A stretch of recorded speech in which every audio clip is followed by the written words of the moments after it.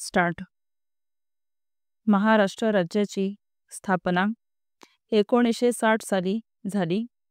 त्यावेळी राज्यात विकसित भागाबरोबर काही अविकसित क्षेत्रांचाही समावेश करण्यात आला होता. अविकसित भागांचा मागासलेपणा दूर करून राज्यातील सर्व विभागांच्या विकासाचा समतोल साधण्याचे ठरविण्यात आले व त्यासाठी विकासाचा कार्यक्रम हाती घेण्यात आला. त्याची गती वाढविणे आवश्यक आहे.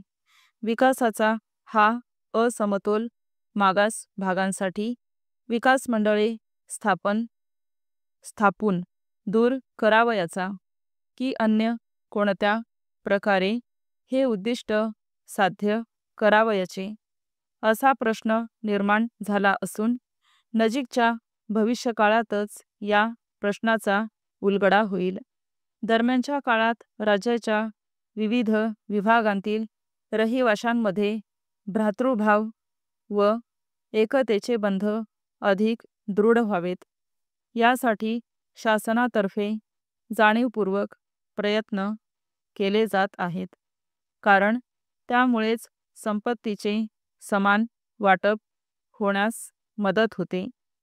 महाराष्ट्र राज्यासारख्या देशातील एका अग्रेसर राज्याने संपूर्ण देशाच्या सुबत्तेसाठी प्रयत्नशील व्हावे हे योग्यच आहे.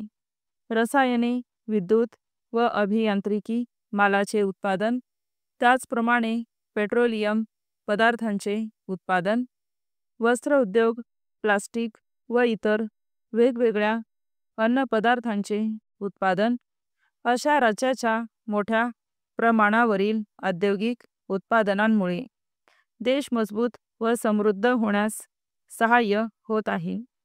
एवढेच नव्हे तर राज्याचा औद्योगिक पाया मजबूत असल्यामुळे व येथे असलेल्या मूलभूत सोयींमुळे भारताच्या संरक्षणासाठी सैन्याला लागणारे युद्ध सामग्रीचे उत्पादनही राज्यातील लष्करी सामग्रीचे उत्पादन करणाऱ्या कारखान्यामध्ये मोठ्या प्रमाणावर तयार करण्यात येते. महाराष्ट्र राज्य देशाचा एक अविभाज्य घटक असून देशाचे जीवन समृद्ध करण्यासाठी अविरत झटत आहे. कृषी व उद्योग या दोन क्षेत्रांतील समन्वयामुळे महाराष्ट्रात वैशिष्ट्यपूर्ण कृषी औद्योगिक समाजाची निर्मिती झाली आहे. राज्यातील ग्रामीण अर्थव्यवस्थेचा चेहरा मोहराच बदलून गेला आहे. साखर कारखाने हे तेथील विकासाची महत्त्वाची केंद्रे बनली आहेत. राज्यातील ग्रामीण भाग स्वयंपूर्ण बनून तेथील लोकांच्या गरजा भागविणारी स्वयंपूर्ण केंद्रे बनवीत असे स्वप्न महाराष्ट्र राज्याच्या संस्थापकांनी राज्य स्थापनेच्या वेळी पाहिले होते. आता हे स्वप्न लवकरच साकार होईल.